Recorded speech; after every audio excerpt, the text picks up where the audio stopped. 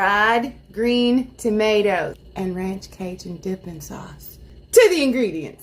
Slice your tomatoes into 1/4-inch rounds and then season your tomatoes generously with salt. Don't be shy, they're tomatoes, they can take it. Tomato, dredge it in your flour, give it a shake. Dunk it in your buttermilk, and then press it into your corn flour. Grease is at 350 degrees. Gently drop your tomatoes in there, and we're going to fry them until they are crispy, golden brown, and floating. That's 2 to 3 minutes. Don't overcrowd. You got to do this in batches. When your tomatoes are done floating, crispy, golden brown, place them on a wire rack to drain. And also, optional, but if you don't do it, it won't be the same. When they come out, immediately hit them with a little salt. Super simple Cajun ranch sauce. It's a 1/2 cup of ranch dressing,